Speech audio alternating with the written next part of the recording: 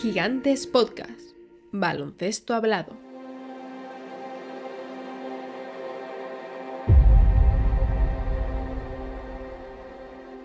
That's interesting. I'm gonna look that stat up. Well, You're a big advanced stat guy, I can tell. no, definitely not. You're in the analytics now. Correct. That's about it. That's about it. Do you think about LeBron's record?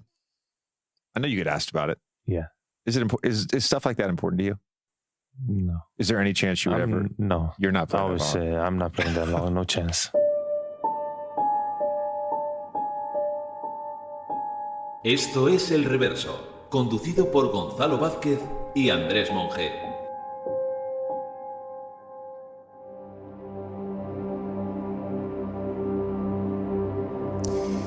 Mira, Andrés, aquella noche, habían jugado los Lakers además un partidazo en Nueva York sin Davis, sí. partido en el que LeBron se sale. Tremendo. Había terminado otro partido, la victoria de Miami en San Antonio con un game winner de Adebayo. Y en juego estaba, a última hora, un Blazers Suns, uno de esos partidos que ponen a prueba, Andrés, vamos a decir, la verdad del asunto. Habían pasado las 6 de la mañana, concretamente eran las 6:12, cuando cae aquello.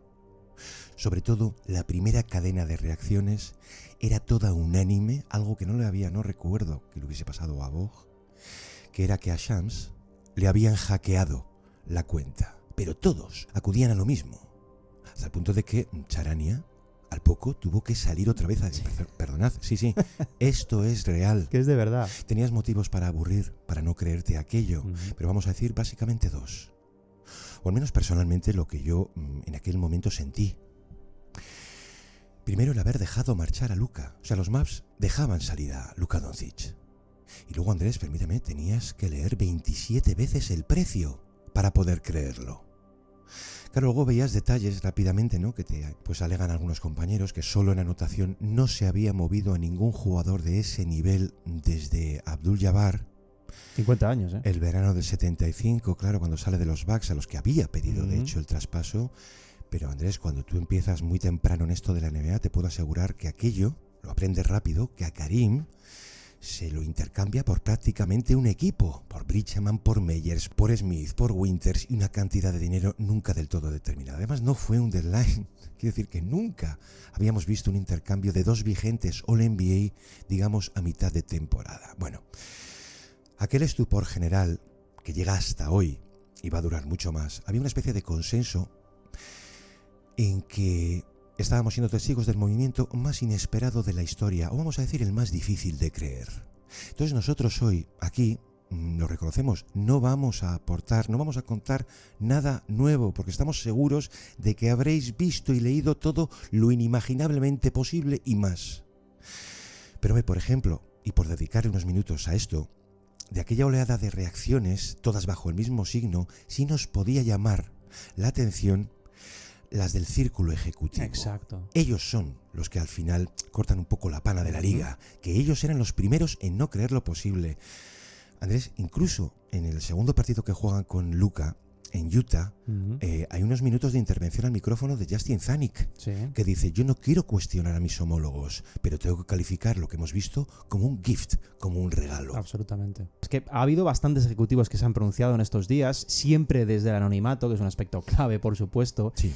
Pero yo diría que lo llamativo es no ya que coinciden en el juicio, que por supuesto lo hacen, sino en el grado del juicio. Esa exageración del movimiento. Mira, había uno que decía, esto lo recogía Beck, que para él ese traspaso podía acabar siendo directamente, sin tapujos decía, el mayor robo de la historia de la NBA. Bueno. Y otro comentaba que si por alguna circunstancia valorada internamente decides traspasar a un jugador así, que puede ser una opción llegado el punto, el botín tiene que ser obligatoriamente muy distinto.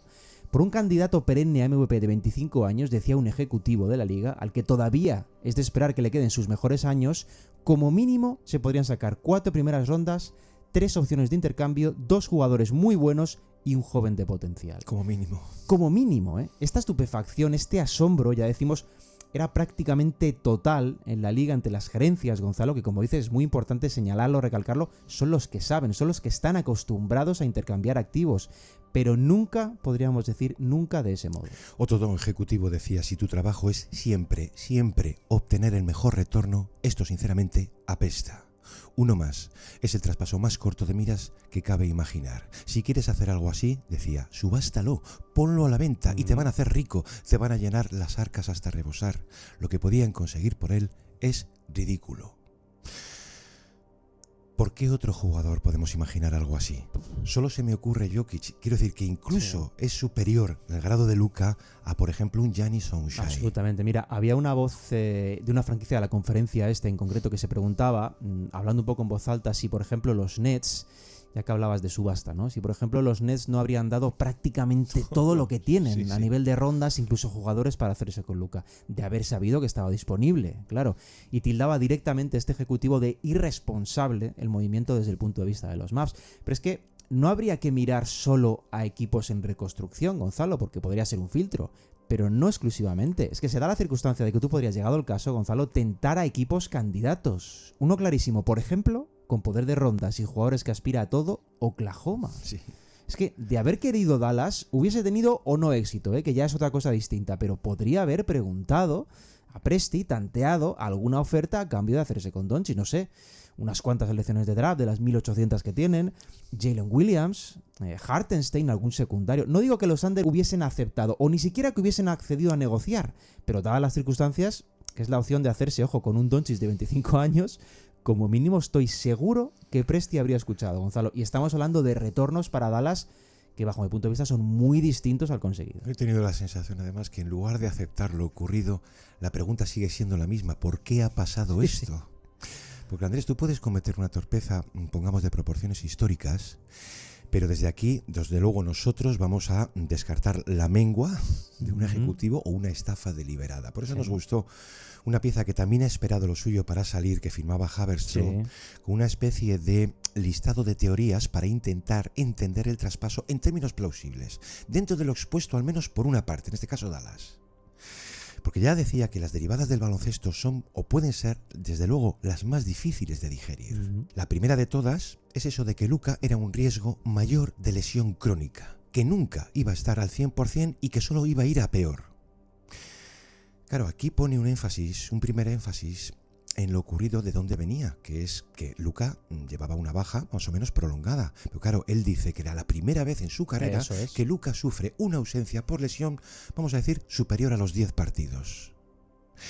Anthony Davis ya había vivido 6 series de esta índole.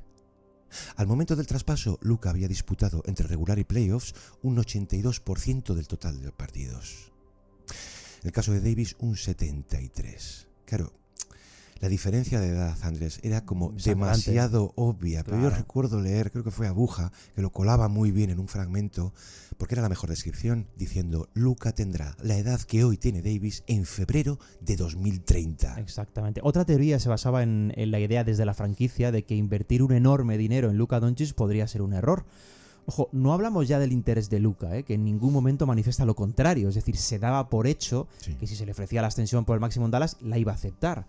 Sino hablamos desde la visión de la franquicia, es decir, valorar si les merecía o no la pena ofrecérsela. Estamos hablando de que el próximo verano Luka podía firmar una extensión de en torno a 345 millones por 5 años para evitar que pudiera ser agente libre al año siguiente, 2026. Claro, desde el prisma del jugador, en ningún momento se ha hablado, yo creo, de esa agencia libre, de salir. Es decir, no es para entendernos una postura de presión, como la que sí ha podido meter Giannis varias veces en los últimos años. No era el caso. El tema era que Harrison no estaba convencido, o no podía estarlo, de que darle ese dinero fuera buena idea. ¿Por qué? Bueno, pues dudas sobre su compromiso a la hora de trabajar su físico, controlar su dieta, dudas sobre si daba el ejemplo adecuado como líder al resto de compañeros, dudas sobre la capacidad para controlar las emociones ante los árbitros a lo largo de su carrera, y en realidad dudas sobre si el paso de los años no solo le iban a ir acercando a su plenitud, sino que acelerarían, desde esa visión alternativa, la que podría tener Harrison, el declive. Es decir, que pudiera llegar el declive mucho antes de lo pensado, considerando además que Luka es un chico que lleva más años de lo normal en la élite. Sí, por eso las dos primeras van un poco de la mano. Exacto. Esta es una teoría que, vista la forma de actuación de Harrison, incluso los mensajes ofrecidos después por el dueño, podría llegar a tener sentido para ellos. Digo, no sé si para autoconvencerse, Gonzalo, pero al menos es un factor a valorar. Las reacciones de ese lado tienes que exponerlas, pero a veces es preferible el silencio. Exacto. La tercera llevaba por título Defensive Liability, que es muy fácil de entender. Luca es una debilidad defensiva que nos compromete a niveles de no poder competir. Por eso digo lo del silencio, pues yo puedo entender a Harrison avalar, tratar de defender su postura, pero lo primero que supimos de su parte es cuando dice la defensa gana campeonatos. Creo que recibir un pivot como Davis, su valor y mentalidad defensiva, nos brinda una oportunidad mejor, decía. Lo hemos hecho para ganar ahora, si tiene el win now, y añade, y en el futuro. Pues Andrés, hablando de defender, esto es indefendible. Porque ¿de quién estamos hablando? Sino del jugador que te ha llevado a las finales. Entonces, ¿qué único escalón queda? ¿Cuál es la diferencia? ¿Davis? Bueno, vamos a comprobarlo. Es decir, que si tu motivo principal es que era un mejor defensor que Luka, oye, de acuerdo. Ahora bien, ¿justifica el precio? ¿Y dónde queda también, Andrés, tu credibilidad cuando has movido previamente a Dorian Finney-Smith? Exacto, ese es un aspecto bastante olvidado además, ¿eh? Mira, otra teoría vinculada al contrato, Gonzalo, era que podía resultar un jugador caro, porque irse a 65 o 70 millones, que son las cifras que se podían mover en su siguiente contrato, podía ser demasiado. Pero es que esto de haberse pensado así es tremendamente fácil desmontarlo, Gonzalo. Mira, hay algunos estudios años anteriores que muestran que en realidad los contratos máximos a jugadores de la NBA salen baratos para las franquicias si consideramos dos elementos. Uno, que todos están ajustados a límites, es decir, no hay libre mercado para ellos. Y dos, la capacidad que tienen los jugadores, a menudo que son las caras de la franquicia, de generar lo que allí llaman revenue. Claro, porque ese revenue es inmenso para las franquicias. Es decir, es bastante factible que en casos de superestrellas absolutas, en mercados potentes, los contratos máximos no es que sean caros, es que se acaban convirtiendo en gangas para las franquicias. ¿Tú te puedes imaginar, Gonzalo, que LeBron, que Curry o que el propio Luka Doncic, en esta era, siendo iconos globales, puedan salir caros? Estaba hablando de estudios, mira, hay uno del año pasado, concretamente, del economista Scott Kaplan, que ponía el ejemplo del salario de LeBron en años anteriores para ilustrar el impacto real que ofrecía a la franquicia. El resumen del estudio de Kaplan básicamente mostraba que a nivel de revenue, cuando James llega a los Lakers, el contrato que le daba a la franquicia, en torno a 35 millones al año, tenía un valor 4 veces menor del que James generaba. 4 veces, ¿eh? Y ojo, esto sin computar el valor global que daba a la liga. Pues sin ir más lejos, la atracción que genera un jugador así al jugar de visitante, a nivel de entradas y demás, porque eso multiplicaba casi por 2 ese valor anterior. El caso de LeBron, se puede pensar, bueno, es LeBron, es un caso extremo, pero es relevante, porque estamos hablando, Gonzalo, de que la diferencia entre el salario y lo generado hacía sin dudas que el contrato fuera una ganga. Doncic no es LeBron, pero es otra estrella de calibre mundial al que esto podría ajustarse perfectamente. Pues digamos que estas atañen al baloncesto. Y es cierto, también encajes financieros por la estructura, que sean también cuestionables, justifican, bueno, pues cualquier primera reacción en contra. Pero oye, tú puedes defenderlas y esperar que el tiempo resuelva todo esto a tu favor. Ahora bien, la quinta, digamos, escapa ya a todo nuestro control, porque está relacionada, es relativa a los negocios que trascienden por mucho la gestión activa y presente de una franquicia NBA, que es cuando aparece, Andrés, ya sobre el tablero la hipótesis de que todo esto pueda estar motivado por un traslado a Las Vegas. Eso es la hipótesis que, sin lugar a dudas, yo diría más viral se ha hecho las últimas semanas, desde el traspaso en realidad, era la que ofrecía en redes sociales Chris Kratoville, que es un seguidor de los Mavs, que era una basada en el interés hipotético de los Adelson, de los dueños, de utilizar la normativa antijuego de Texas para generar un escenario en el que económicamente se pudiera cambiar esa ley. ¿Cómo? Bueno, pues haciendo peor a la franquicia a medio plazo.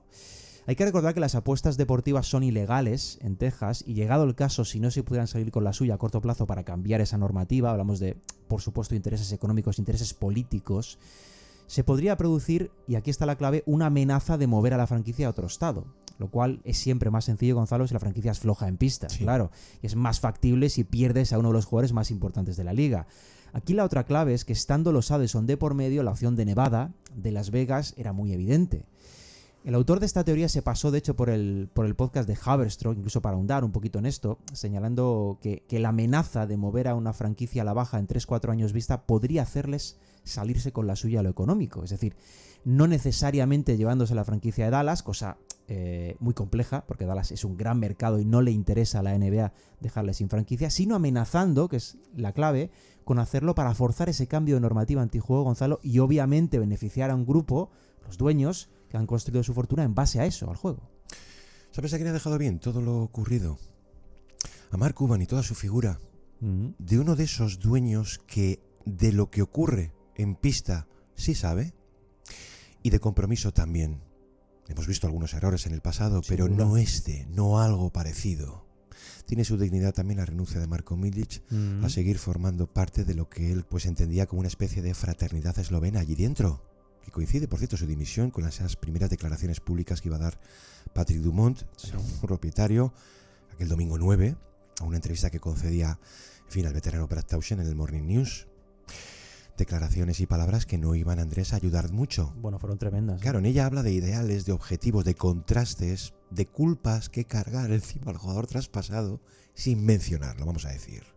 Cuando dice Dumont, en mi opinión, la forma en la que los equipos ganan es el focus, ¿no? La concentración, el carácter adecuado, la cultura correcta y la dedicación plena de trabajo duro, la mayor posible, con el objetivo de crear y obtener resultados para lo que decía Championship Winning. Dice, si no cumples con eso, vas a perder. Hay un momento en que Tauschen pues, le fuerza un poco a concretar, ¿no?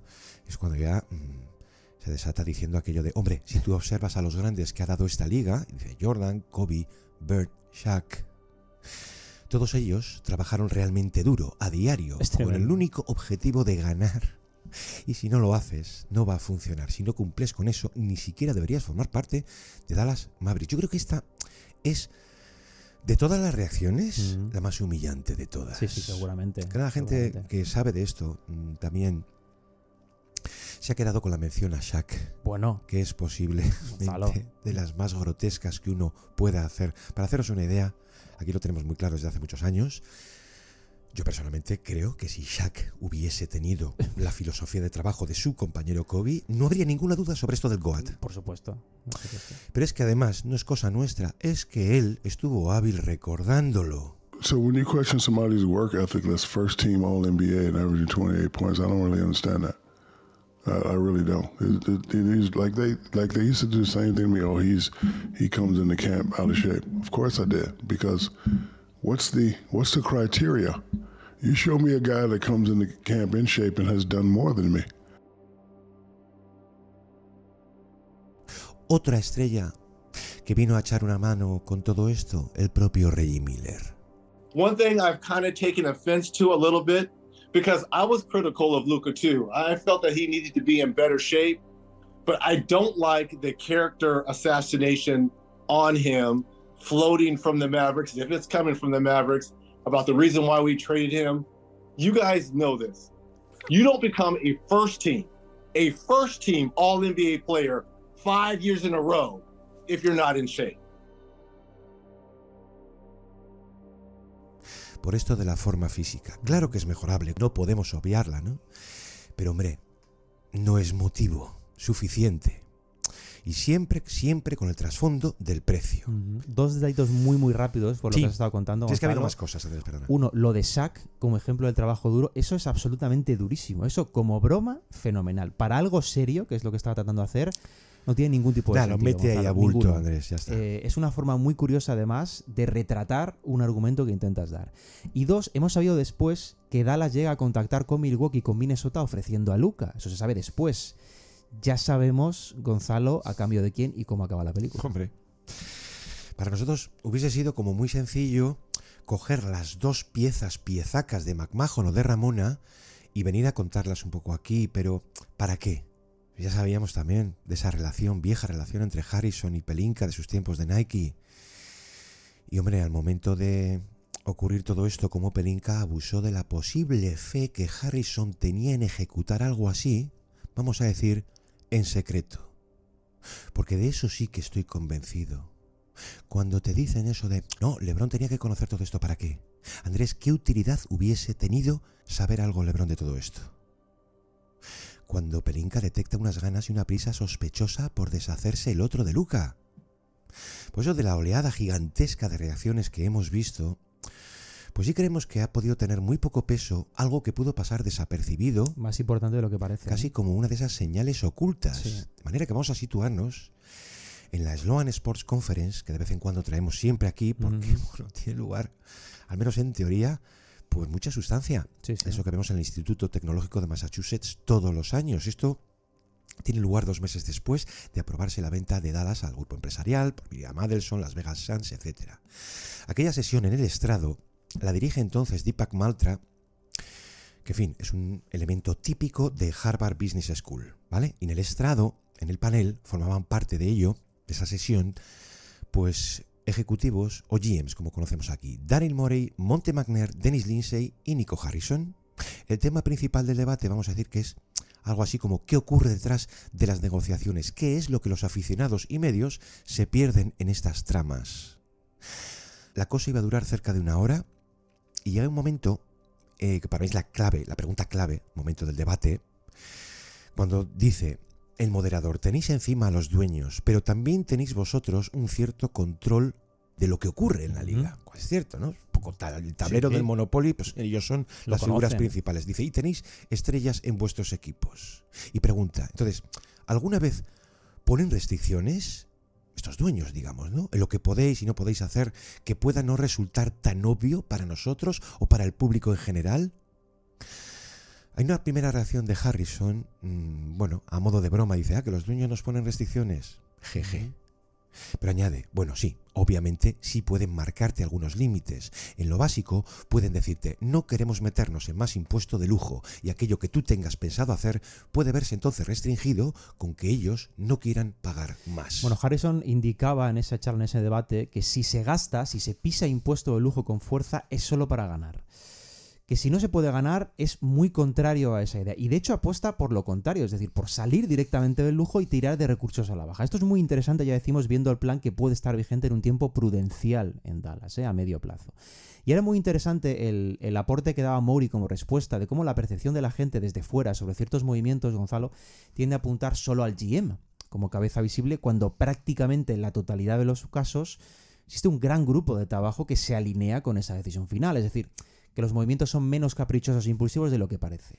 Trasladado a lo que ha ocurrido con Luka, podríamos pensar que efectivamente esto va mucho más allá de que Harrison pensase eso o no, sino que hay otras personas bastante influyentes en la franquicia que se alinean en esa postura. ¿Y quién más influyente que la propiedad? Claro. Al hilo de esa aclaración de Morey, por cierto, Harrison explicaba que la voz cantante en las decisiones ni siquiera corresponde siempre al GM. Esto es muy interesante también. Insisto, lo es porque es perfectamente trasladable a cualquier momento de negociaciones. Contaba Harrison que algunas veces sí que es el GM, pero otras hay acciones que directamente salen del jugador estrella, no sorprende nada, o del técnico, o del dueño. Esto es realmente clave para entender cómo funciona internamente un proceso de cambio tan drástico como el que hemos podido ver. Porque esto da sentido, Gonzalo, al hecho de que cuando hablamos de cambios deportivos, sí, de retoques de rotación, de perfiles específicos, pues sí, oye, la estrella o el técnico seguramente tengan mucha voz en esas decisiones, incluso más que el GM. Pero cuando hablamos de movimientos a gran escala, de seísmos, de tsunamis, como es el caso, no es ya que el GM tenga peso, Gonzalo, es que es la propiedad la que seguramente lleve la voz cantante. Llega a estremecer ese momento en que Morey rompe un poco el guión y le dice directamente a Harrison, bueno, entonces, ¿qué harías? Por supuesto, traspasarlos. It really depends who's the squeaky wheel at the time, and I think it rotates, it changes. It's not always the star player, it's not always the owner, it's not always the coach.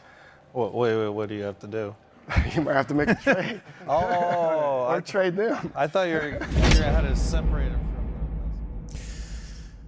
Hablabas antes del retorno de las revenues. Sí. De aquí podríamos hablar largo y tendido porque, en fin, yo recuerdo uno de los viejos artículos de LeBron de su primera etapa en Cleveland, su impacto económico en la ciudad de Cleveland y el estado de Ohio. En todo el estado, eso es. A fin de cuentas, ¿cuántos equipos querrían a un jugador de corte fundacional, antes de corte histórico, con el que tirar adelante? Creo que solamente hay una categoría por encima del jugador franquicia, que es algo así como el jugador liga. ¿Cuántos hay? Andrés, puede que más adelante tengamos que volver a todo este asunto desde el punto de vista más de los Mavericks. Déjame decir que, hombre, cuando vimos el debut de Davis contra los Rockets, el encaje perfecto. Davis el menos culpable de todo lo ocurrido. Por supuesto. Pero vamos, tú piensas un poco en el roster completo de Dallas, oye, te permite soñar. Bueno, imaginas a Davis con un Lively, con un frontcourt temible, Max Christie, que es un cañonazo de jugador. Quiero decir, poder, que las dudas que tengamos serán resueltas seguramente a medio o largo plazo. Y todo aquello que no pudo ganarse con el traspaso. Pero hoy, de aquí al final del programa, pues nos vamos a ocupar de ese equipo un tanto desplazado y esquinado en la NBA, que son Los Ángeles Lakers.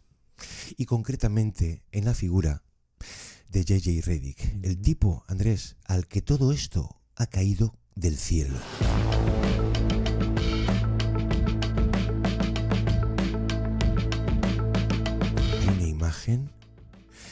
partido en que finalmente nos debuta Luka ante Indiana, es una escena que invitaría a todo el mundo a buscar a los que no la hayáis visto. Que es que miraba al banquillo. Asombrado. Asombrado. No se lo creía. Y se tiene que autocontrolar por de la sonrisa que tenía al ver a uno de sus jugadores favoritos. Era, por cierto, Gonzalo, la misma reacción que tenía Keith en aquella rueda de prensa con Harrison. Sí, la mismita. Qué cuadro, Andrés, de Munch. Bueno, el caso es que en unos meses hemos podido pasar, digamos, de una burla generalizada por su contratación, que es lo que vamos a contar, a algo así como tener entre manos a un técnico ideal, convincente al menos, ¿no?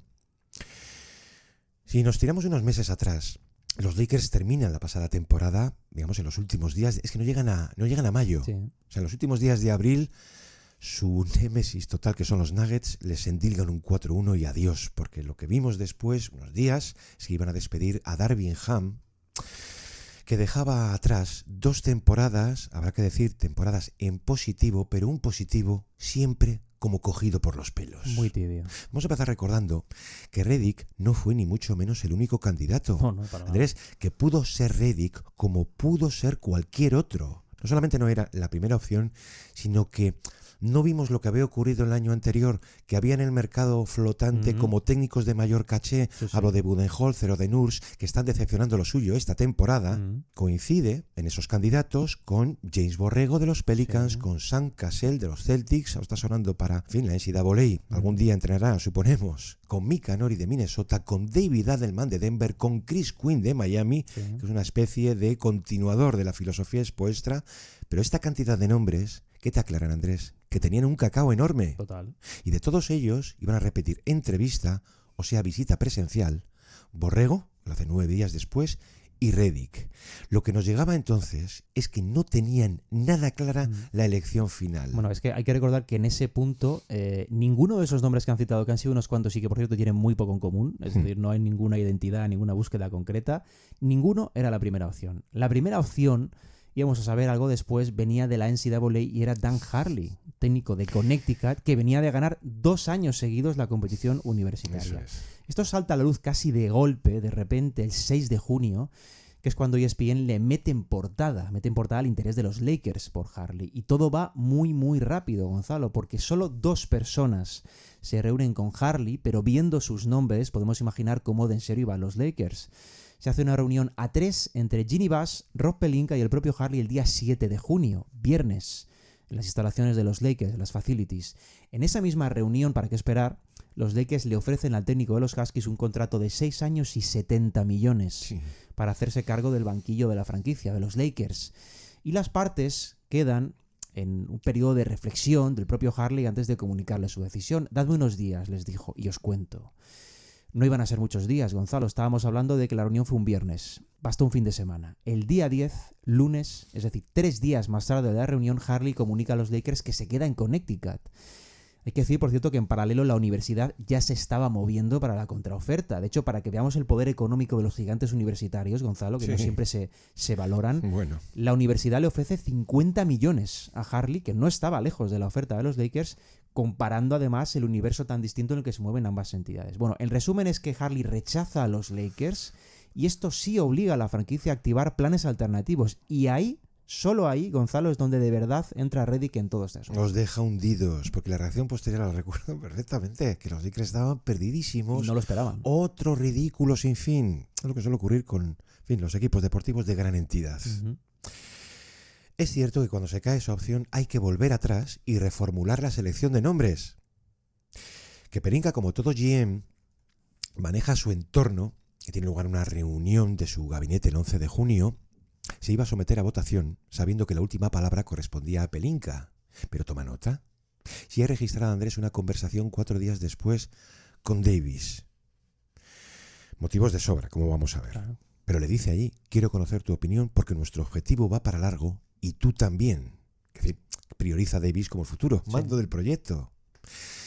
Voy a darte 4 líneas maestras de lo que nos ha expuesto Redick en concreto. Dice, a mí personalmente. Que solo entonces recuerdo cuando McManamy filtra levemente lo de otros jugadores fueron consultados, que me parece una manera muy elegante muy sutil. De decir que LeBron apoyaba también esa contratación. Lógicamente, es normal. ¿Algún otro apoyo?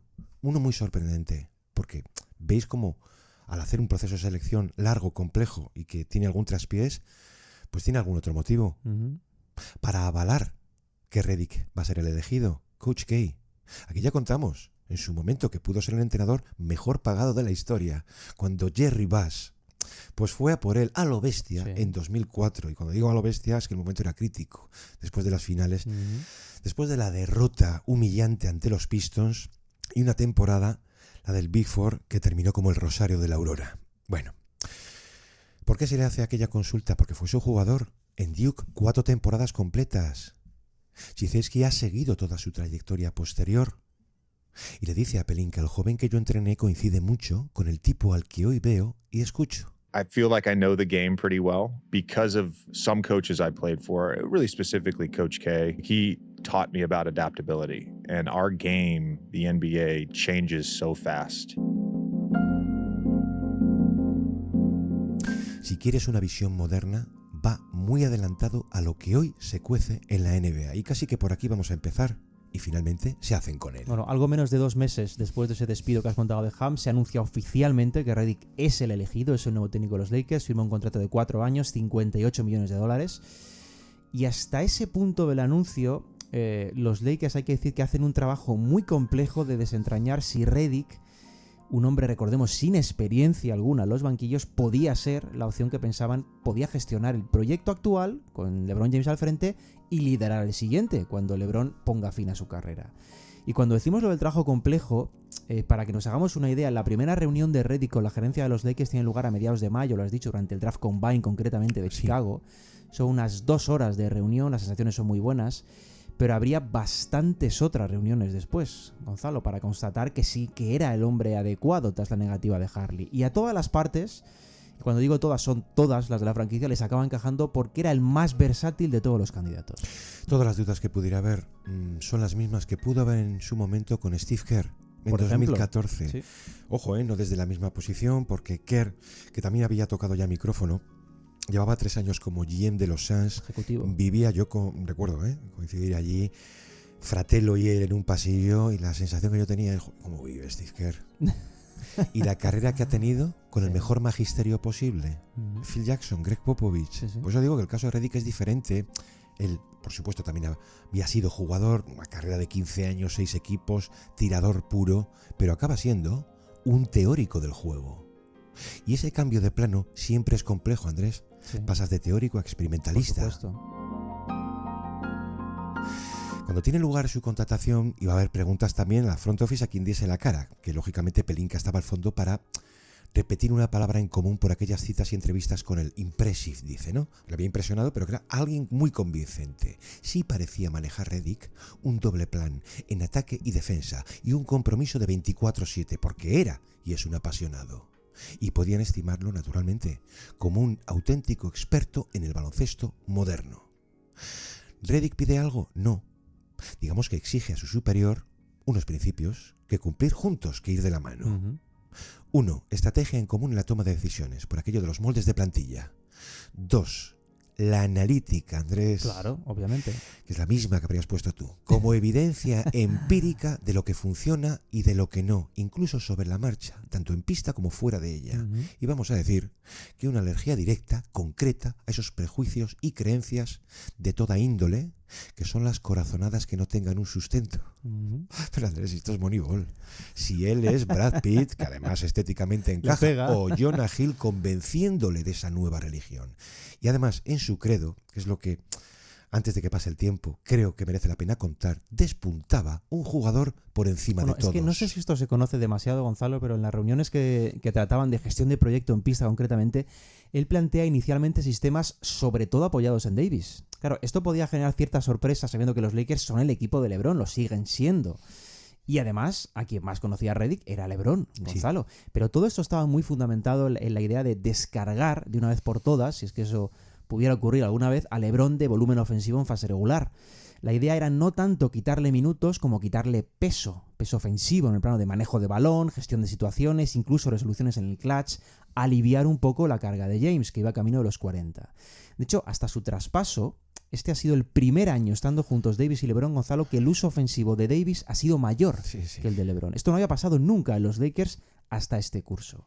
Iba muy en sintonía con esto. Y en realidad los planes de pista gustaban bastante a la gerencia por la estrategia planteada por Reddick, que tenía mucho sentido a corto y a medio plazo. Pero al mismo tiempo existiría en realidad hasta la puesta total en práctica, y era obvio, la duda de, oye, la teoría fenomenal, eres un maestro, eres un coco, un cerebrito, pero ¿y la práctica? Claro. ¿Qué va a pasar cuando lleguen las derrotas? ¿Cómo vas a gestionar el banquillo si nunca has gestionado uno?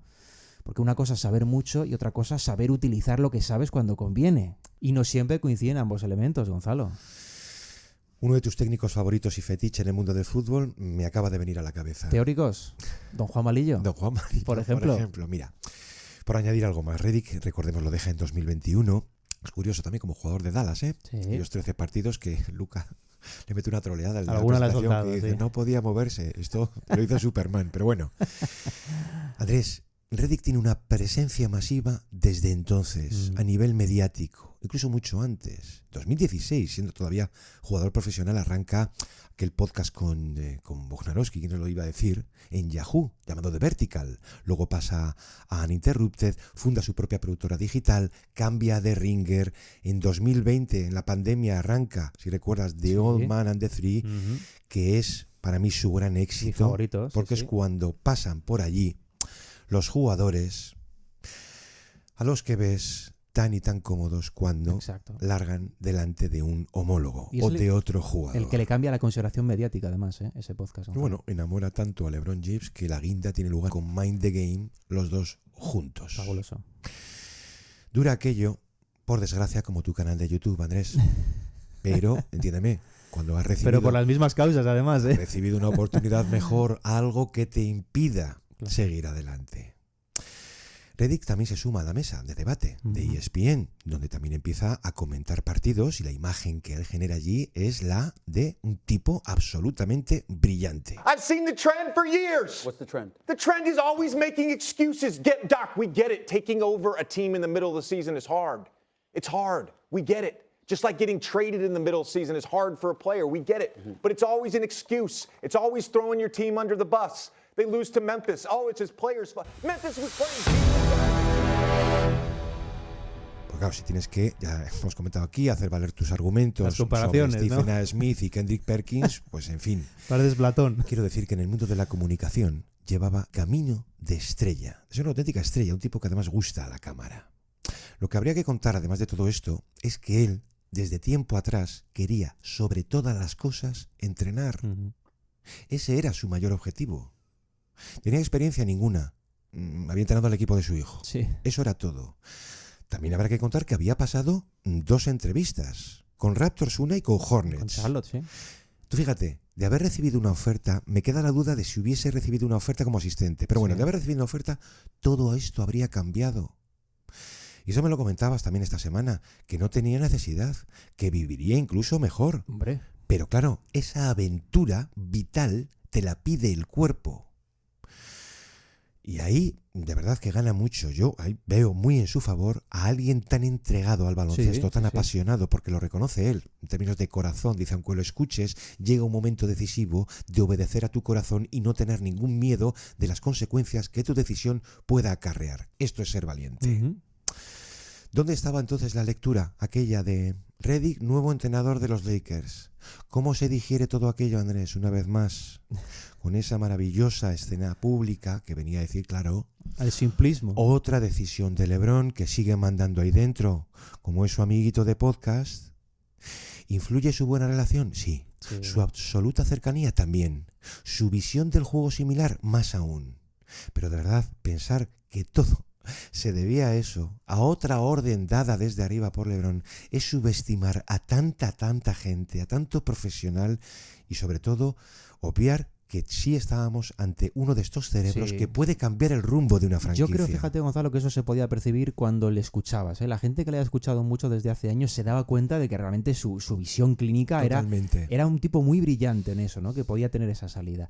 Y yo creo que hay en esa experiencia con LeBron hay 3 factores que son muy sencillos de resaltar, Gonzalo. Uno, yo creo que lo más visible si consumes ese contenido, que seguro que hay muchos oyentes que lo han hecho, Sí. el conocimiento táctico que tenía Reddick es tremendo, superlativo. El tipo es un auténtico cerebrito, es un tipo que sabe y que además estudia para saber más y entender mejor. Sabe expresar también, ¿eh? Exacto. Porque no es ese tipo de lenguaje ahormado en la pizarra. Aquí voy con otro. El segundo para mí es ese, es la capacidad comunicativa, no solo en el fondo del mensaje, sino en las formas, cómo lo hace llegar, cómo conecta con jugadores, con exjugadores, con cualquiera que charle de táctica baloncesto, es fantástico. Reddick es un gran comunicador, es un gran orador y además es que tiene esa capacidad de conectar y de convencer, que para un técnico hoy en día eso de convencer es casi imprescindible. One of my greatest skills as a human being is my ability to communicate and communicate in an open and transparent way. I did that as a teammate. I think that's part of coaching.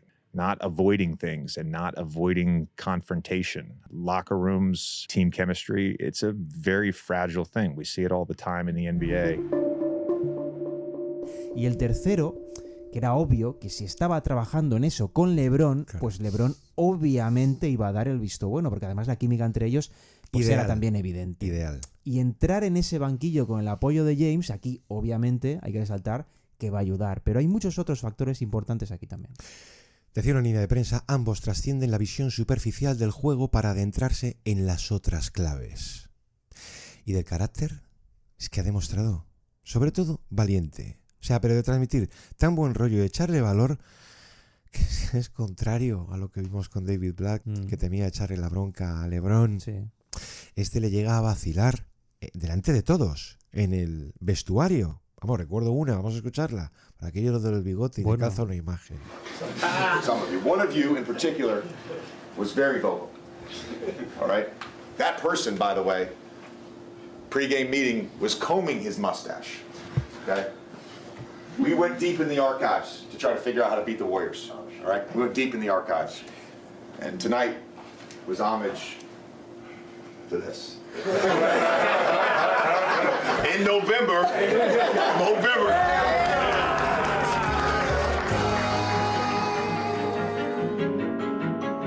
Ya digo que en ese sentido lo tiene todo. Te lo imaginas saliendo de marcha en un ambiente todavía universitario, Andrés. Sí. Por supuesto que Reddick fue eligiendo a su equipo técnico, a su staff, que por recordar, pues está compuesto, cuando veáis a un señor veterano como Bob Meyer, Greg Saint-Jean, la preparadora Lindsay Harding, sí. Bo Leves, que es el coordinador de desarrollo, y luego, por supuesto, el coordinador de vídeo, Michael Wexler, que a este sí que lo tiene frito. Vale. ¿Sabes quién tenía aquello? Pero terabytes de clips de vídeo de D'Angelo para enseñárselo. Bueno. No hace horas el chico. Y por supuesto, dos clásicos.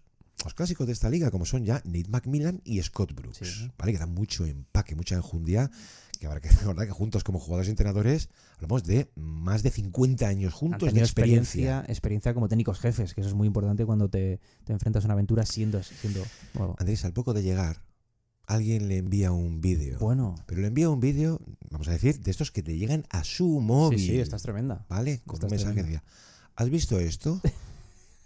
Yo no se ha filtrado quién, yo estoy convencido de quién fue. Se puede intuir. Un compañero de podcast, y no hablo de LeBron. Pero bueno, se queda blanco. Es que cabe de decir eso cuando lo ve.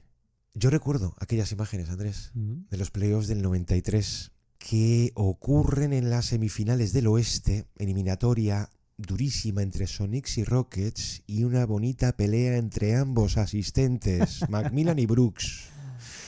Y Reddick se pone muy nerviosito. De cómo coño no sabía yo esto, por qué nadie me lo había dicho. Hay que decir que Reddick, además, antes de saber de la asistencia de ese vídeo, que no lo sabía, es un vídeo con pelea, les falta un poquito de ring ahí. Es una pelea de estas crudas. Claro, es una pelea de ring de estas callejeras, ¿no? Pero antes de saber la asistencia de ese vídeo, tenía concertada una reunión con ambos al día siguiente.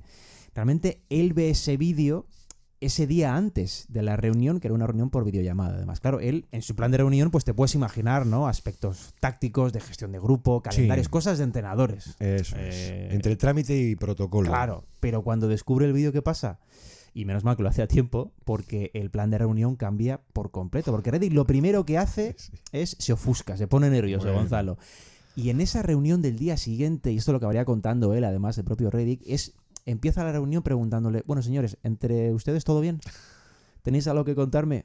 Porque no sabía que teníais una historia juntos. Claro, él trata de de borrar del mapa el elefante en la habitación lo antes posible, Gonzalo, y con la máxima naturalidad, además, porque obviamente le interesaba tener a esas dos personas que son importantes en su staff, comprometidas, y eliminar cualquier atisbo de incomodidad o recelo entre ellos, que Gonzalo existía. Eso es un detalle que puede tener también su interés entre profesionales que alguna vez se hayan pegado. Y se han encontrado un montón de veces en las siguientes 3 décadas en esta liga. ¿Habían hablado alguna vez ellos sobre lo ocurrido? Nunca. Ni disculpas, ni menciones, ni recuerdos. Claro. Ya está, lo sepultas, lo entierras y fuera, ¿no? Por eso era importante hablarlo, ¿eh? Pero sí que le llega a decir aquello, no te preocupes, coach, que ya hemos hablado de todo esto. No va a volver a pasar. Nada de todo aquello, ningún problema.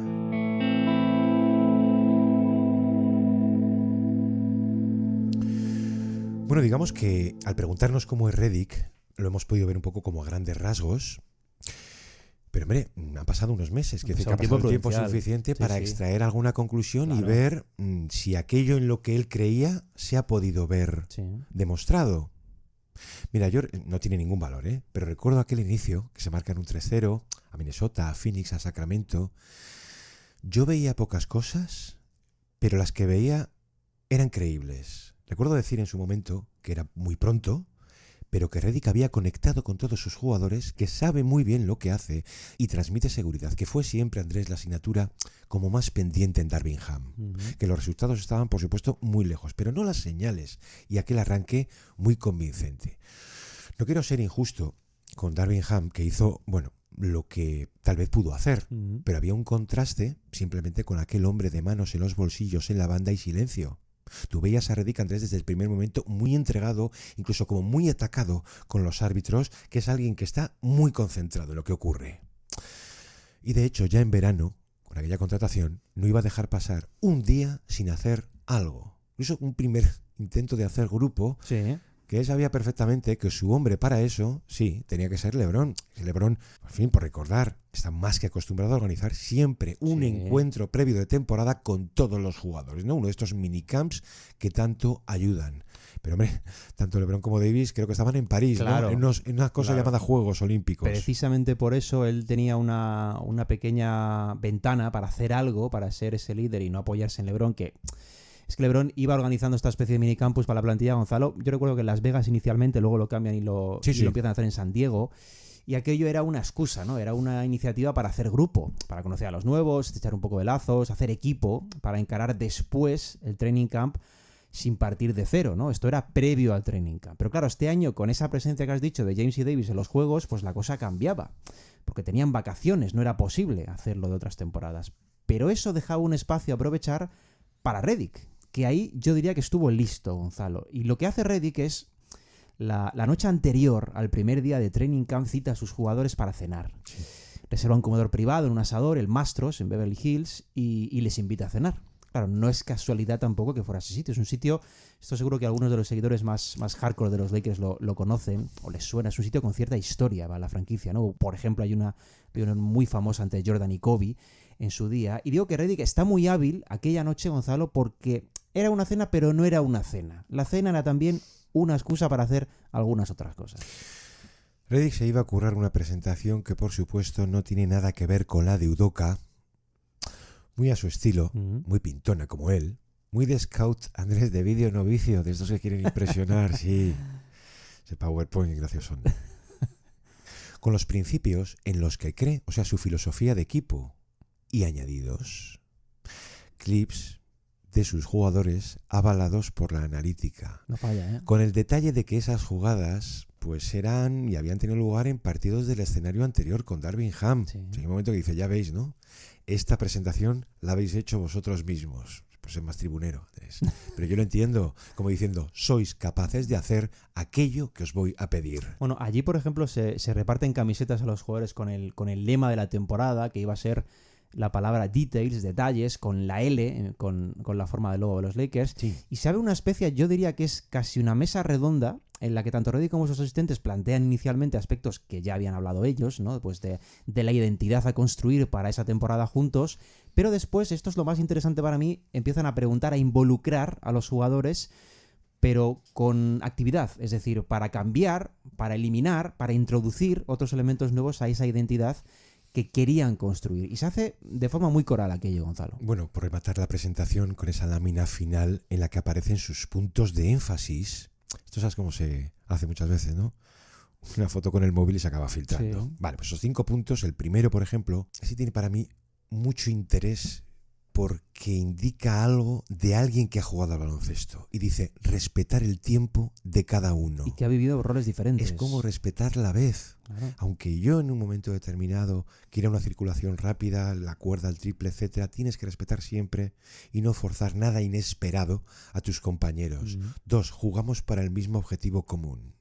3, se espera de vosotros, eso que llama elite execution, o sea, en una ejecución de élite, noche tras noche, posesión tras posesión, sin importar quién esté en cada rotación en pista. Eso suele distinguir mucho a los buenos de los no tan buenos entrenadores. Y por supuesto, la palabra que ahora más ha repetido, estos de los que te la repiten, desayuno, comida y cena, eficiencia. Sí. Eficiencia en cada aspecto del juego, desde la selección de tiro a la gestión y los detalles por parte del cuerpo técnico. Que este es un detalle que a mí particularmente me convence mucho porque no es de los técnicos que ponen detrás a su escuadrón de cuerpo técnico y se dirigen siempre a los jugadores. No, no. Este se mancha las manos. A todos. Sí, sí. I look at coaching as a way to help.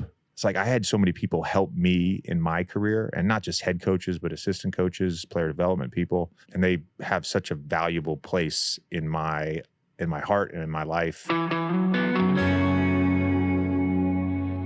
Otro punto clave, este salía por supuesto del cuerpo técnico, era prestar atención a los detalles. Sí. Claro, no es casual lo de darle las camisetas con ese lema, eso no se hace porque sí, ¿no? Era para que lo fueran interiorizando, Gonzalo. Y con detalles se referían a cuidar cada aspecto de cada acción. No sé, la atención en 2 contra 1, saber que cuando saltas a hacer el 2 contra 1 tienes que ir con todo, cuidar los ángulos de los bloqueos, el timing de los pases, yo qué sé, los pequeños detalles que al final te acaban marcando la diferencia. Eso es innegociable, era innegociable para Redick.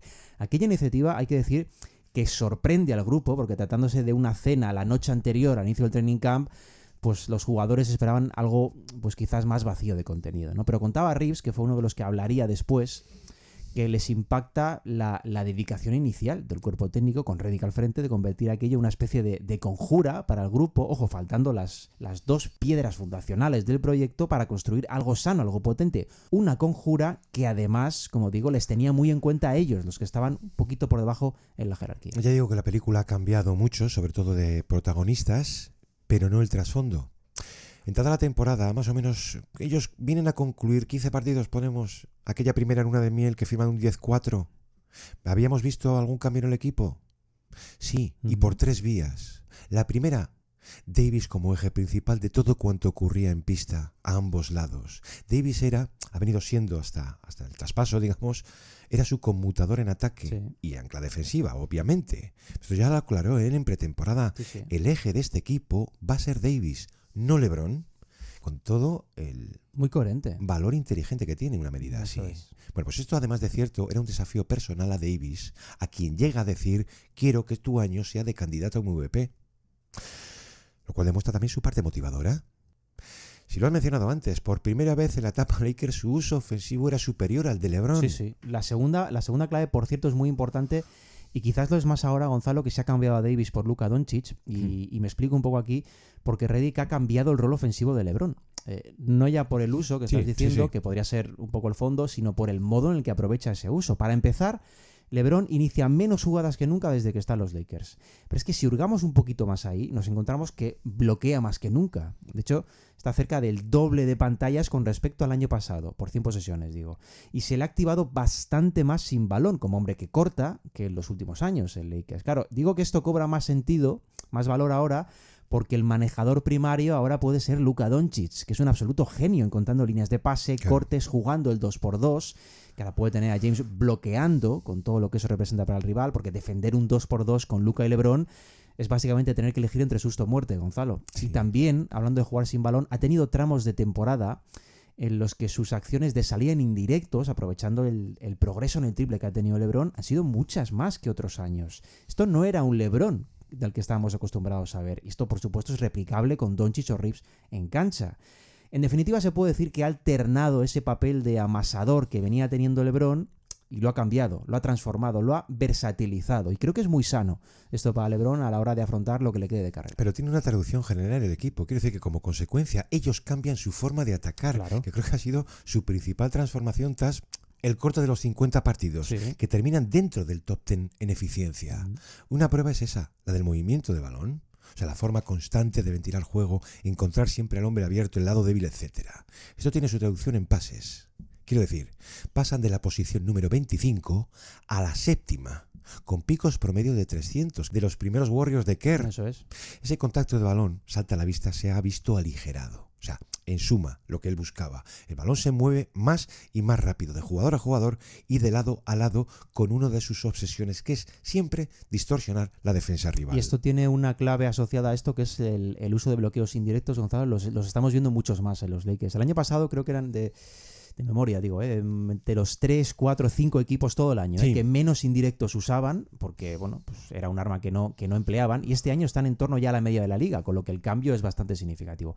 Y hay que decir, porque es muy importante, y más en esta era, que están en el top 10 de ataque teniendo un triple flojito, Claro. Gonzalo, flojito, porque en volumen está en el vagón de cola de la liga y en acierto en torno a la media. Y las esquinas las usan poquísimo. Están entre los 10 conjuntos que menos volumen de intentos tienen en las esquinas. Esto en un equipo con James y con Doncic, yo creo que se va a corregir de forma casi natural. Pero me refiero con esto a la necesidad también de ganar a algún especialista para explotar de verdad ese ataque, que va a tener unas posibilidades creativas, Gonzalo, tremendas. Y hasta ahora yo creo que han estado bastante lejos los Lakers de hacer la pista gigante para explotar todo esto. ¿Sabes para mí personalmente cuál ha sido el mayor logro de lo que llevamos de Redick en los Lakers? Haber sido capaz de levantar a un equipo que, si recuerdas, a primeros de diciembre se le cae por completo.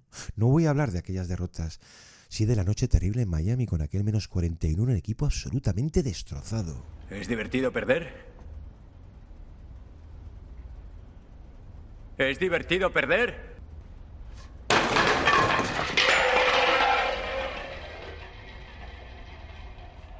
Cuando le preguntan aquella noche a LeBron, recuerdo que de quién dependía, que cuál era el motivo de lo que estaba ocurriendo y que no tenía nada que ver con Redick, que estaban a muerte con él, que eso era únicamente cosa de los jugadores. So you agree with everything JJ said? Everything. So don't ask me Well, about what JJ specific. said. Everything he said is correct.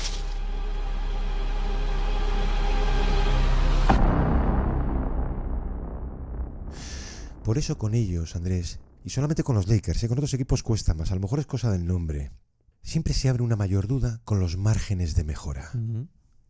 Por ejemplo, decías el triple. Es que el triple, vamos a recordar que Redick es uno de sus más firmes creyentes. Obviamente. Vamos, que si no hubiera pasado nada de lo que ha ocurrido, su objetivo principal a través de Pelinka cuando llegara el verano es lléname esto de tiradores. Exacto. Es posible que sepan y puedan defender. Un clásico. Y sin embargo, el gran reto lo tiene ahora.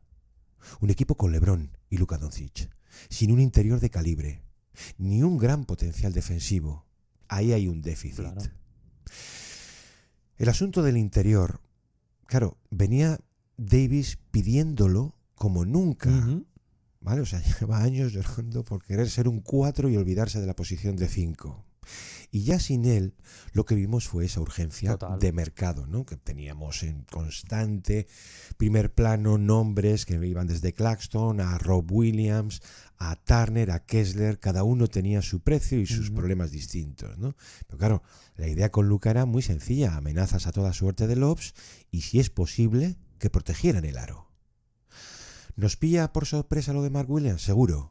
Pero a mí particularmente me pilla más de sorpresa cuando supimos que Luka lo había pedido. Era como si hubiera visualizado en él pues a Lively, a Gafford y a Powell todo lo que hubiese tenido. Y además también que lo pidiera el primer día que pisa las facilities. La víspera de la presentación se lo pide a Pelinka. La gerencia cumple, Andrés, pero no sin alguna sospecha. Bueno, es que el molde de Mark Williams, Gonzalo, en el loft era ideal, salivar. claro. Hay que decir, por cierto, que el alcance de Mark Williams, en torno a 3 metros, el reach, sí, fue el más alto de la historia del draft combine, por encima de Wembanyama. Cuando estás por encima de Wemby ya significa que es algo más alienígena, ¿no? Hay que recordar también que este año estaba promediando 3 mates, un alley-oop por partido. Esto nos da algunas pistas, ¿no?, sobre ese impacto físico y juego por encima del aro que tiene. El caso es que finalmente ese traspaso se cae. Por eso el reconocimiento médico con los Lakers, por las dudas razonables sobre la disponibilidad futura al jugador, se cae el traspaso. Y la solución al 5, Gonzalo, ¿qué pasa? Queda desierta. Desierta hasta el punto de que teniendo solo a Jackson Hayes, que toda su carrera ha sido básicamente un suplente, un tipo de 10-15 minutos, los Lakers han tenido que bucear, pero bucear a profundidades notables en el mercado de buyouts y convencer a un Alex Len que lo tenía hecho con Indiana hasta la llamada de Pelinka. Pero aún así el puesto de 5 va corto. Ha llegado a toda la comunidad Lakers la sensación de que Len es un remiendo sin ningún glamour. En fin, que tengan suerte, es lo que había. Es que Len llevaba prácticamente 3 años en el fondo del banquillo de los Kings, Gonzalo. Y quizás la carta, yo no tengo dudas, pero quizás la carta más resolutiva puede ser directamente jugar sin pivot. Emplear a Vanderbilt o a Finney-Smith como 5 en quintetos muy versátiles en defensa, Gonzalo. También hay que decir que esto indirectamente afecta al vínculo entre James Doncic y Reeves, que ahora van a tener mucho más complejo que nunca sobrevivir atrás, porque los rivales les van a explotar, van a buscar mismatch con alguno de ellos seguro, sin red de seguridad. Porque no es que Williams, también seamos justos, no es que Williams fuese un monstruo protegiendo al aro, que no lo era, pero cambiarlo simplemente por Len tiene consecuencias a nivel de impacto físico atrás, Gonzalo, de corregir situaciones. Esto, como digo, yo creo que puede condicionar planes defensivos, salvo que Hayes ofrezca el paso adelante que se lleva esperando que dé, yo diría que 6 años. Gonzalo. De manera que hasta el verano van a entregarlo todo al poder de la pareja. Todo. Hicieron bien en esperar aquella noche en casa para el debut ante los Jazz. Ideal. ¿No? Claro, termina Worthy diciendo, tenemos a 2 Magic Johnsons en pista. Cosa perfectamente entendible. Había una línea de prensa que decía, si de pronto te haces con uno en condiciones normales de los 3 mejores jugadores del mundo, en el momento en que LeBron venía jugando su mejor baloncesto de temporada, lo primero que tu entrenador tiene que celebrar es que su carga ofensiva se va a ver reducida como LeBron no conocía en años, tal vez nunca. Que pase lo que pase, a LeBron lo puedes tener, digamos, al 100% en playoffs, donde su rendimiento tiende a aumentar siempre. Claro, todas esas escenas que hemos ido viendo de sonrisas sin lágrimas, y van a declarar esto mismo por fin. Hombre, es que James de tonto no tiene nada, Gonzalo. Está muy agradecido, obviamente, a Davis, esto hay que recalcarlo, pero está muy ilusionado, obviamente, con lo de Doncic. Es normal. Él mejor que nadie entiende lo complejo que es crear, improvisar soluciones al máximo nivel, ante ese grado de atención defensiva, bajo presión, y Doncic es básicamente eso, es uno de los grandes talentos ofensivos de esta generación y le va a facilitar mucho las cosas tenerlo al lado como opción creativa y no solo como opción terminal, que es lo que era Davis. Decía James, por cierto, que Luka tiene la capacidad de hacer todo lo que él mismo hace, pero incluso un poquito mejor, ¿no? Y más allá del comentario, el fondo del mismo, la habilidad para controlar todo el espectro ofensivo, que es a lo que iba apuntando James, eso es lo que permite a LeBron pensar a lo grande con este vínculo. Yo esta última parte de programa, que es especular un poco por la unión de estos dos, sinceramente, Andrés, te digo que es algo que yo nunca llegué a imaginar. Por eso, mi única reacción aquella mañana, fue colgar un vídeo con unas declaraciones de tantas y tantas veces que LeBron había insistido sobre lo mismo. Que Luka era, por resumir, su jugador favorito, porque básicamente era como él. Luka is one of my favorite players in the NBA today. From the simple fact of the way I play the game is exactly how I love the way he plays the game. Team first, gets his guys involved. If you challenge me to score, I'm going to score. And at the same time, I'm going to score. And also, at the same time, I'm going to keep my guys involved. But I play for the team. And I'm going to play with a sense of joy. I wanted Luka to be the first signee of Team LeBron. I wanted him to be my guy. I wanted him to be my first guy because I just love what he stands for. Yo pocas veces he sido testigo de algo tan fascinante como resolver esta coexistencia entre dos genios. Por favor, esto de van a necesitar 2 balones, de verdad, no. Hemos visto ya ejemplos a montones. Que Luka mismamente viene de compartir balón con un tal Kyrie Irving, que no pasa absolutamente nada. Pero era Erring el que daba 5 claves, por concretar, Andrés, la primera de las cuales decía: LeBron puede por fin proteger sus piernas, descansar, dosificarse, incluso, Andrés, en pista. Es que cuando hablamos de LeBron, yo todas las noches, saldría con un megáfono recordando al mundo lo que estamos viendo. Lo digo en serio, pero no puedes hacerlo y no pasa nada. Pero por hacernos una idea, tú coges simplemente el tramo entre 2011 y 2018, solo en playoffs, LeBron disputa 2 temporadas más. Estamos hablando de 168 partidos, incluso más. Que mientras esa carga pasa factura a todo jugador, a toda estrella promedio, a él no, cuando ha pisado ya los 40. Es increíble pensar que el actual LeBron, antes de la llegada de Luka, es un jugador todavía por encima del 30% de uso. Un top 10 en contacto de balón, 85 touches por partido. Y de pronto le llega Luka, que es un jugador que en las últimas 5 temporadas promedia 90. Si lo conviertes porque debes en el manejador primario y te haces a un lado, esto es un desafío enorme para LeBron. Porque toda aquella geometría sin balón que él ha exigido siempre al resto, empieza a protagonizarla a él. Totalmente. Y caso de no resolver ninguna salida, que la resuelva Luka. Andrés, si te dejas convencer por todo lo que Harrison y su entorno ha venido soltando, aquello de los malos hábitos... Es difícil, ¿eh? Vamos a ver. Para ser un jugador lisiado, Luka ha venido promediando más del 60% de acierto rematando drives, que es la marca más alta de toda la NBA. Y esto, insisto, solo una parte genérica de ese cohabitar en pista, de ese reparto juntos de roles primarios. Sin ir más lejos, el año pasado el segundo jugador con más minutos de la liga, ¿eh? No claro, está mal para no estar disponible. Sí. De todas formas, te compro eso, pero a mí el aspecto que más me motiva de todos, de largo además, deportivamente digo, es el pick and roll entre los dos. Bloqueándose el uno al otro, multiplicando las amenazas, porque siendo cierto que ese 2x2 entre LeBron y Davis ha sido clave, porque lo ha sido, por esa capacidad terminal que tiene Davis... También lo es que la falta de consistencia al triple de Davis, o más bien la falta de acierto más que consistencia, ha negado también amenazas en el pop, en la resolución de Davis ahí, en ese 2x2. Y ahora nos encontramos con un mundo nuevo, Gonzalo, con la amenaza en el pop que puede dar LeBron, que está tirando al 40% en triples los 2 últimos años, que es un dato de élite. Y ahora, como decía antes, es susto o muerte, Gonzalo, para la defensa, pensando que debe elegir entre los tiros tras bote de Luka, élite, las continuaciones en el rol de James como pasador, élite, o el tiro abierto de LeBron tras pase de Luka. Para mí ese 2x2 con dos creadores tan impresionantes es el potencial multiplicador de todo lo que ocurra a nivel ofensivo en los Lakers, y sabiendo además la posibilidad que tienen estos dos de anotar, de pasar, de generar el mismatch en la defensa, puede ser un espectáculo. Me agrada mucho lo ocurrido con Austin Reeves. Por él, me alegro de verdad que se haya quedado. Mira, simplemente el partido ante los Pacers, ante la doble ausencia de LeBron y de Luka esa noche, Redick en una parte, antes de saltar a pista, le dice abiertamente: Austin, no te preocupes, pero hoy tienes que hacer de Superman. Y Reeves se marca un 45-7-7. Y lo hizo, fue Superman. Pues te digo que con estos dos, ahora tiene que descifrar como nunca antes todo su movimiento sin balón. Eso es cierto. ¿Alguna alarma, Andrés? Ninguna. Primero porque puede. Y segundo porque es un jugador, Reeves, que interpreta muy bien sus turnos de balón. Eso sí, el cambio importa.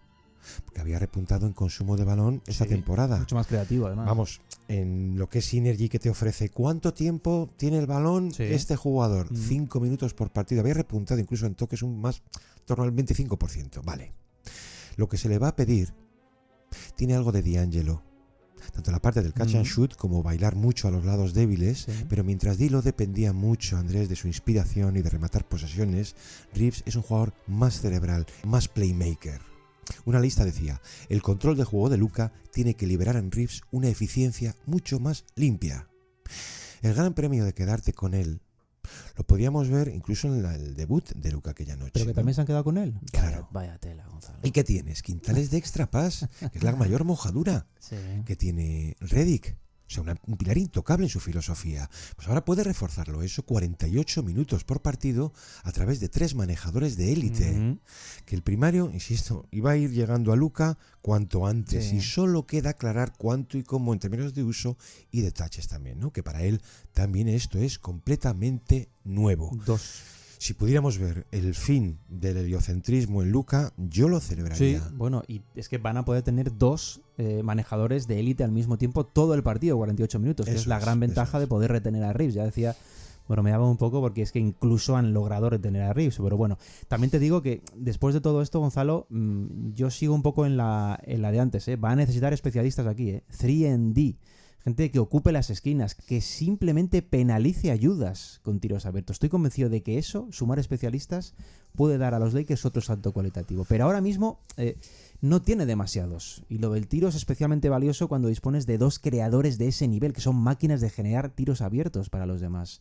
Siempre es útil para esto, por ejemplo, fijarse en el volumen de tiro desde las esquinas. Es muy visual, muy rápido. Lo entiendes fácil. Como baremo de aprovechamiento del espacio ofensivo, digo. Y el de los Lakers es bajo, Gonzalo. En verano estoy seguro de que lo van a abordar este escenario, van a equilibrar bastante mejor esta rotación. Pero está claro que lo más difícil, que es conseguir un jugador como Luka Doncic, está hecho, cuando parecía imposible. Pero el siguiente paso, también te digo, estoy convencido de que es optimizar esa plantilla, acomodarla y, ojo, no solo al triple, porque atrás hay otro melón por abrir. Aquí el problema a resolver es ese, Andrés, la defensa Claro. en general, muy particularmente la defensa interior, porque perder a Davis no puede salir gratis. Estamos hablando de un candidato perenne a jugador defensivo del año. Los últimos 2 meses, en la Restricted, él permitía un 45.6%, que es nivel Wembanyama. Tú puedes prodigar, Andrés, mucho formato pequeño, con 5 que avalen ese small ball, pero eso ¿quién te lo da al final? Eso Hayes llega donde llega. Claro, absolutamente. Además es que no solo han perdido a Davis por dentro, es que han perdido a Christie por fuera. No se está hablando mucho de esto. Totalmente. Era el único especialista real en defensa sobre balón, Gonzalo. Lo que en Estados Unidos llaman point of attack, ¿no? Eso A nivel es. defensivo, el jugador que se empareja con el manejador de élite rival. Y de igual modo que las gerencias de la liga hablaban de escándalo con el movimiento, reconocían esas mismas voces que con la composición actual de la plantilla, Reeves y Luka en ese perímetro tienen un cartelito sobre la cabeza que dice atácame, explota ese mismatch. Sí. Les va a ser difícil solucionar eso con los mimbres actuales, Gonzalo. Necesitan jugadores que equilibren quintetos, que cubran atrás y aprovechen la mina de oro que tienen. Hay un montón de datos que confirman que Luka no es ni ha sido nunca Claro. un buen defensor. Salta Hemos a la visto tramos decentes, un poco inflados, pues por la llamada corrección, por su tamaño, por no perder la asignación en partidos muy concretos, no distraerse demasiado. Sí, Porque cuando tú ves las finales contra los Celtics iban a por él. es evidente. Era la grieta por la que se colaban una y otra vez. Este es el aspecto de su juego al que su físico, tal vez su estado de forma, más penaliza. Pero son innumerables las estrellas a las que había que camuflar en defensa porque eran tan diferenciales que el riesgo merecía la pena. Pero ahora es cierto que tienes, Andrés, que medir muy bien cada rotación cuando los partidos pesen, no digamos ya en playoffs. Esto es algo a resolver seguramente por calmar a la comunidad. Laker en verano. Absolutamente. Yo creo que es ahí su punto de partida. Sí, sí. No sé, Andrés, dame alguna conclusión. Bueno, yo creo que hemos asistido, yo creo que atónitos todos, al traspaso más inesperado de la historia. Uno con un montón de aristas, pero cuyo resultado más inmediato, Gonzalo, es dotar a los Lakers, la franquicia del lujo, del glamour, de las leyendas. Basta observar los nombres de los jugadores retirados con esa camiseta, que ayudan a explicar, por cierto, buena parte de la historia de la liga. A dotar a esa franquicia, digo, de un jugador generacional, de un arma atómica en esta era. Del segundo jugador, por recordar, del segundo jugador tras Jordan con mejor promedio anotador en playoffs en la historia. Del tipo que venía de meter a los Mavs en las finales. Eso necesita, yo creo que un poquito de digestión, pero encadenándolo un poco con lo que hemos hablado, Redick no va a tener tanta digestión, y la presión de ese banquillo ahora va a ser doble. Por eso el escenario es tremendamente apasionante y por eso la NBA, Gonzalo, déjame recordarlo, es la mejor competición del mundo. Porque nunca puedes ni siquiera imaginar qué va a suceder, cómo ni cuándo. Y déjame acordarme para terminar de aquellas palabras del difunto Stern que defendían que las mejores finales posibles para la liga a nivel de alcance eran unas que midiesen a los Lakers con los Lakers. Bueno, en ese sentido también la marca va a sacar tajada. Bueno, Gonzalo. entonces han vuelto los Lakers, decías, ¿no? Yo recuerdo, Andrés, ya por terminar, el leer esos días de auténtica locura, sobre todo en redes, medios, etcétera, algo que comenté un ratito que saqué para pasarme por el canal La Fiebre Amarilla que llevan Adri y Pichu. En fin, desde aquí les mandamos un abrazo para los dos. Nos da mucho cariño también y ya les dije que ellos acababan de nacer otra vez, por lo que les viene encima, ¿no? Sí. Pero que venía a decir que en esto de las formas de reconstrucción hay una categoría que lleva su nombre. Ser los Lakers. Y es cierto, son y han sido siempre un imperio. Es el símbolo mayor que tiene esta liga de lo que es el Star System. Es curioso, ¿eh? No son, ni mucho menos, un super equipo. Hablo a niveles de plantilla, pero el tratamiento de los medios ha sido de super equipo. Total. Y notas en la gente, al final, como si hubiese ganas de algo así. No tiene paciencia. Que vienen a reparar las audiencias. ¿Dónde empiezan a quedar aquellas cosas? Andrew, pues muchísimas gracias Un placer. por todo. Una semana más, como a todos vosotros, como siempre, por estar al otro lado. Nos escuchamos aquí en El Reverso el próximo lunes. Un abrazo. Hasta entonces. On the switch, Luka's got the big on him. Tries the three. And hits it.